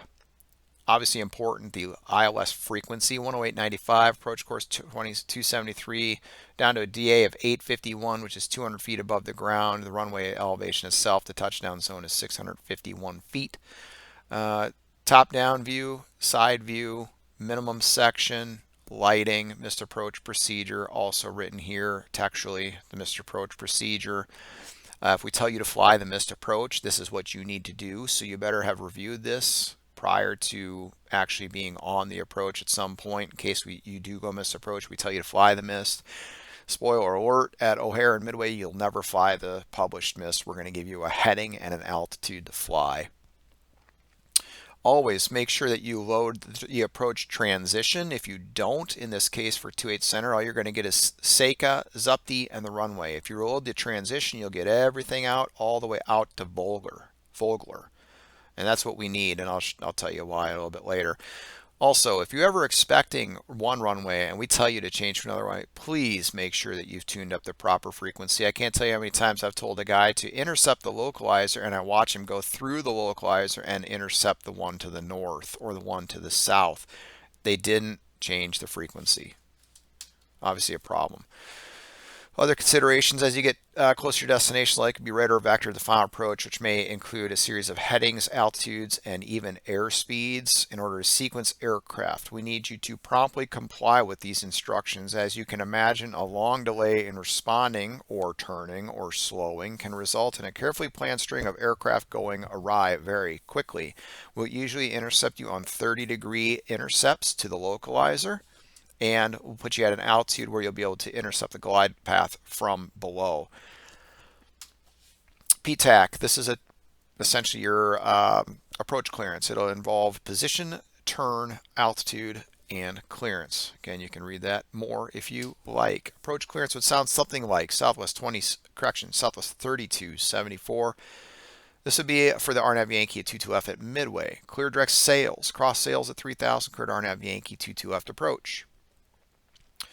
And then you're just going to fly the chart. You're going to fly all the step downs on the altitude. You're going to do that in LNAV and VNAV if you're doing an RNAV. Southwest 237, 5 miles from Caden, turn right ending 070, maintain 4000 until established on the localizer, cleared Osprey 4 right approach. That's the PTAC, position, turn, altitude, cleared. United 49 Heavy, 6 miles from Mimaw, turn left heading 290, maintain 4000 until established on the localizer, cleared Osprey 28 center approach at O'Hare again. Occasionally, it may be necessary for a controller to give the separate instructions to establish on the localizer and then the glide path. We do that a lot at O'Hare. Southwest 3274, fighting 300, intercept the localizer. And I'm not going to specifically say 28 center because I gave that to you on that initial call, if you remember. We said Southwest 3274, Chicago approach, expect the Osprey runway 28 center, the O'Hare altimeter 2979.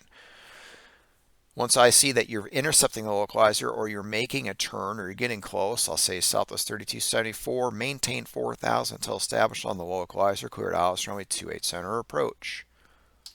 Visual approaches. If you can report the airport in sight or the preceding aircraft in sight, and the weather is essentially VFR, we'll clear you for a visual approach. That can be very handy for us, and it can expedite things quite a bit. I would still suggest you fly the localizer. I would still suggest you fly the glide slope. Fly it just like any other ILS, but it is a visual approach. And your missed approach procedure is, we cannot, in that case, legally assign the published missed on a visual. That will only be tower assigned, and which is what we pretty much do anyway. Also for visual approaches, we will always have you first intercept the localizer and then we'll clear you for the visual approach. It may sound something like American 113, a Columbus approach, expect vectors visual approach runway 10 right on that first call. Visual 10 right, American 113. And then somewhere down the line, American 113, they report at your 12 o'clock, 10 miles, report in sight. Fields in sight, American 113. American 113, cleared visual approach, runway 10 right. That basically means maneuver your aircraft, fly your aircraft, look out the window, use the PAPI, the VASI, land. This is my cheat sheet for C90. Shows all the different arrivals and basically what happens on any of those arrivals. Let's say here from the Banky 6 and a west flow, landing 28 center. This is what you're going to do on your star. You're going to cross Banky at 12. We're going to cross you at Newark at 11. You'll fly Ashton, PETA. If you load in the proper transition and the proper runway, very important, because if you load in the transition and the approach for 28 center, the Banky 6 will take you, your FMC will take you down here over Monks, Tony. If you load 27 center, it's going to take you across to the north. So loading all your transitions is incredibly important, or you're end up on the wrong side of the airport, and then we're going to be asking questions. Will this send you to 7,000 on the downwind? We'll turn you, clear you. What I do want to show you here is the Watson 4 coming from the southeast. You're going to come prize. We're going to have you cross Hulls at 12,000. You'll go Style, Dweeb, CNAC, and then it's a 270 vector on that star. What I like to do, especially in a west flow, and you'll only have the Watson in a west flow, is after Dweeb, we'll say clear direct Nichols or clear direct Linda, intercept the 27 center localizer, or Linda, intercept the 28 center localizer. Now I'm going to show you why that can be a problem. Remember Linda on the 28 center. We're going to jump ahead here a little bit. So we've got the Windy to Emma, which the Windy is actually up here. That was our example from our LaGuardia flight, but I really want to focus on this one, the Watson. If you load up the 28 center ILS, but you do not select the transition, look what happens. You only get Hazel, Seika, and the runway. So let's jump ahead here for a second. You'll only get Hazel, Seika, and the runway right here. Hazel, Seika, and the runway. You don't get Rizuko, Mima, Cone, Sinto, Linda. Remember I said I wanted you to go direct to Linda after that fix. So what I really need you to do, remember after Dweeb it was proceed direct to Linda. So what I really need you to do is make sure you're always selecting the transition on your approach as well, and you'll see what happens. Now all of a sudden you get Vogler, Linda, Sinto, Cone, Mima, Rizuko, Hazel, Seika, runway 28 center. As you can imagine, when I tell someone direct to Linda, intercept the 28 center localizer, what happens when they don't have the transition loaded? They go, I don't have Linda in my flight plan, and I want to say that's because you didn't load the transition. I already know that all they have is Hazel, Seika, and the runway. So at this point now I'm trying to just give them a vector and tell them to intercept the localizer and pray that they've got the right frequency loaded up. Now if you did have all this loaded up and you couldn't intercept the localizer because maybe the flight sim's like it's not, there's limitations on how far out it actually projects, simply fly this in LNAV, go direct to Linda and stay in LNAV and track this in LNAV until your localizer captures. Once you clear for the approach, you can select approach mode and then just descend via the glide slope as normal. All right, ILS profile. I'm not going to tell you how to fly the airplane. What I do want to tell you is you do need to be configured and on speed by 1,000 feet AGL. What I try to shoot for is at 10 miles out, speed of 210, flaps 5. And then intercept the glide slope, configure on speed. That's just going to come from practice, but that's a sample ILS approach profile. Pause that, take a picture of that, do what you want. Okay, speed restrictions. Remember, there's always a speed restriction of 250 knots below 10,000 feet. So if I even tell you to maintain speed 300 and I descend you to 7,000, I'm expecting you to reduce to 250 below 10. Some ways we can issue speed restrictions: maintain 210 knots or maintain 170 knots or do not exceed 170 knots. Maybe we'll say something like maintain 170 knots until a 5-mile final. We're expecting you to comply with that. Now, if I had given you a speed restriction of maintain 210 knots on a base turn and then I later clear you for the approach, speed restrictions are canceled. Anytime you're cleared for the approach, speed restrictions canceled. Unless I give you another speed restriction, maybe it's that maintain 170 knots or greater to a 5-mile final. So just know what you've been given. Another example here is Southwest 373, maintain 210 knots, then descend and maintain 7,000 feet. I'm expecting you to slow to 210 and then descend to 7,000. When I no longer need those speeds, I'll simply say resume normal speed. Okay, you've been cleared for the approach. You're established on the localizer and the glide slope. I see that you're descending nicely out of the final approach fix. At that point, I'm going to send you over to the tower controller. Southwest 2734, contact O'Hare Tower 120.75. 20.75 Southwest 2734. When you check in with tower, This is just about landing clearances and what those consist of. The winds, if applicable, remember only if a tailwind, and the runway followed by cleared to land. When you check in with the tower, it's really nice if you can check in with your runway assignment. So in this case, and the visual or the approach that you've been assigned. So an example here, Tower Southwest 2734, ILS 28 center, or visual 28 center.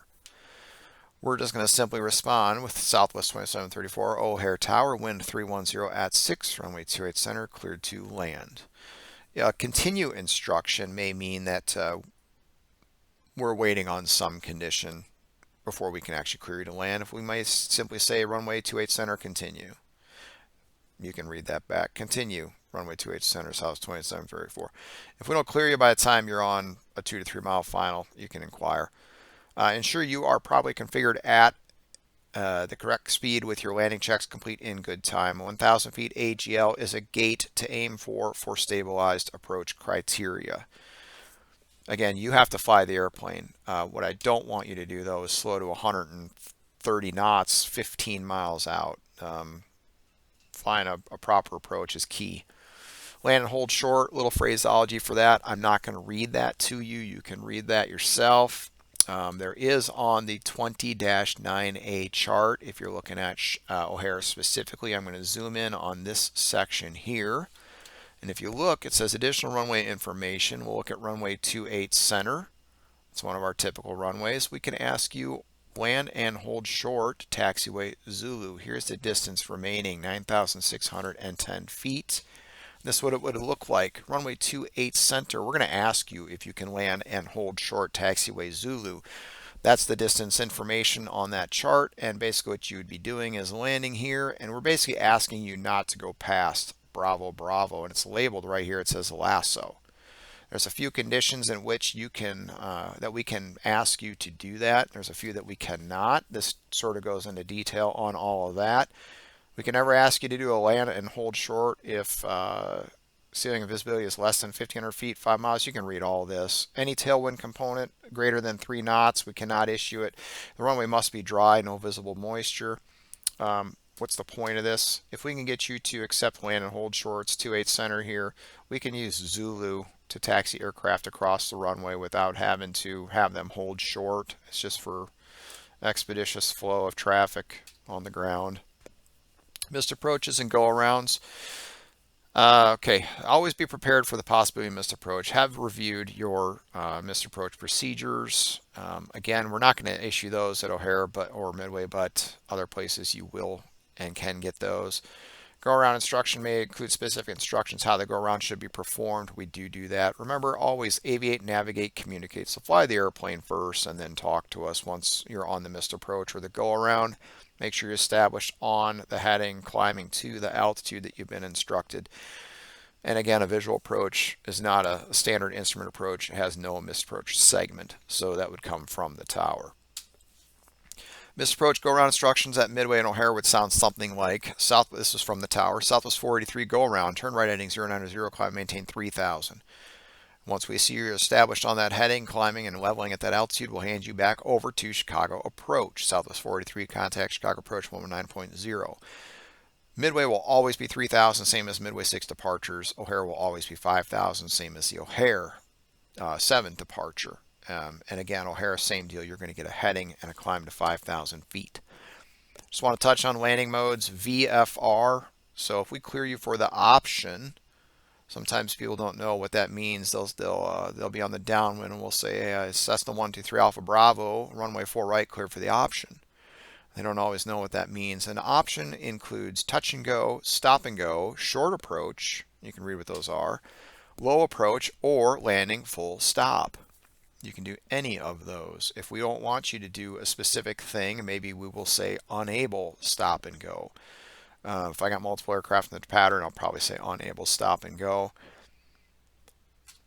Okay, ground. So you've landed. You've greased the landing. What's next? Do vacate the runway promptly to avoid causing delays for aircraft behind. Do ensure fully clear of the runway before stopping. Some of these bigger aircraft, if you're flying a 787, let's say, Don't rush, but also at the same time, don't dally. Bring the aircraft to a stop in a safe place on the first taxiway, set the parking brake, tune the ground frequency, do your after landing flows, procedures, and then contact the ground controller. Have a chart and a pen ready so you can write down the instructions.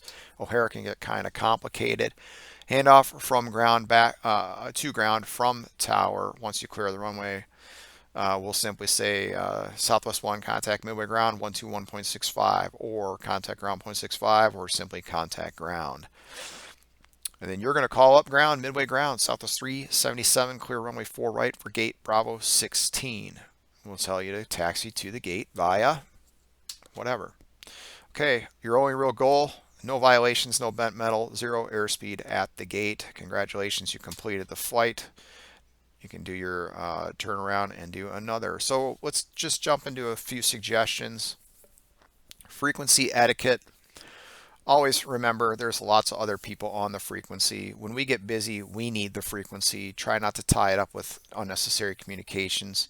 Test your mic and your volume before you connect. There's several ways to do so. You saw the little blue slider on vPilot, or you can go into Discord and check it there as well.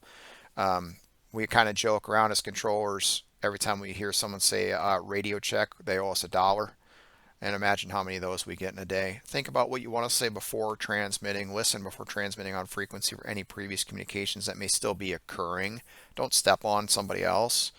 Wait for any aircraft to finish reading back an ATC given instruction before beginning your transmission. If we give someone a clearance or a turn or altitude, they need to read it back, so please wait. 5 goes along with number 1. Keep transmissions short and to the point. Avoid unnecessary filler words like with you. That's implied. I mean, you're on frequency. I know you're with me. So just think about what you want to say. A lot of the phraseology I gave you in this presentation is very short and to the point, and know, what you need to read back and what you don't. Final thoughts, watch YouTube videos, get good with your aircraft. There's lots of good instructional videos, whether it's the SWA TV channel on the Discord page, YouTube channel, or you can simply Google other YouTube channels for videos. Just know your aircraft. Practice the routing, fly the route offline, FMC usage and programming. Know how to program routing changes. Maybe fly a route offline before you do it online. On first contact with your approach controller, have this information and please say so. Approach assignments come from the approach controller. Ensure that you've loaded the proper frequency and transition, especially if you've been given a runway change. We talked about the next one about flying in LNAV until low capture, making sure you've got the right transition and frequency. Timely execution of instructions. We're often trying to shoot gaps, have a timeline in mind. If you're given an instruction like a heading or an altitude or a speed, please comply in a timely manner. I can't tell you how hard it is when you tell someone to turn, fly heading 300, intercept the localizer, and 30 seconds later they turn. Well, they've already blown the localizer.